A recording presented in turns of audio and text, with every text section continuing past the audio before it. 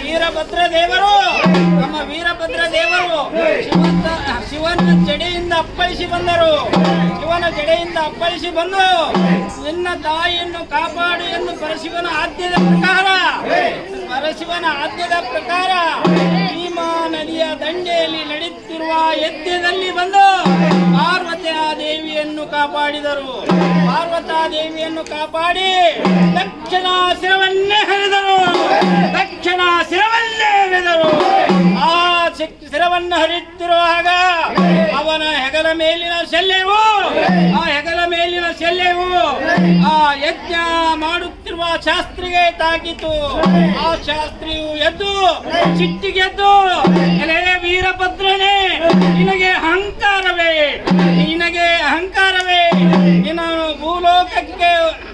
ನೀನು ಈಗ ಹೋಗಿ ಭೂಲೋಕಕ್ಕೆ ಹುಟ್ಟಿ ಭೂಲೋಕವನ್ನು ಉದ್ಧಾರ ಮಾಡಿ ಬಾ ಎಂದು ಶಾಪವಿಟ್ಟನು. ಆಗ ಆ ವೀರಭದ್ರದೇವರು ಆಗಲಿ ಪ್ರಭು ಎಂದು ಆ ಯಜ್ಞಕುಂಡದಲ್ಲೇ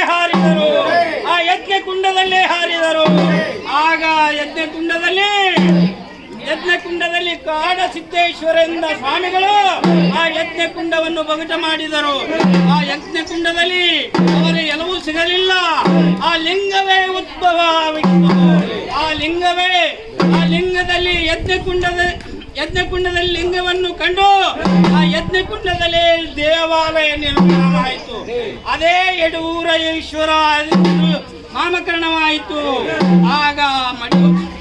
ಆಗ ಅವರು ಏಳೂರ ಗೌಡನಾದ ವಿಕ್ಲಾಂಪುರ ದೇವರ ಪರಿಗೆಯಲ್ಲಿ ಮಡಿವಾಳ ಮಾತ ದೇವರೆಂದು ಜನಿಸಿ ಬಂದರು. ಅಂದಿನ ಪವಾಡವು ಇಂದಿಗಿಲ್ಲೆಂದುವ ದ್ರೋಹಿಗಳಿಗೆ ನೀನೇ ಗಂಡ ಎಂದ.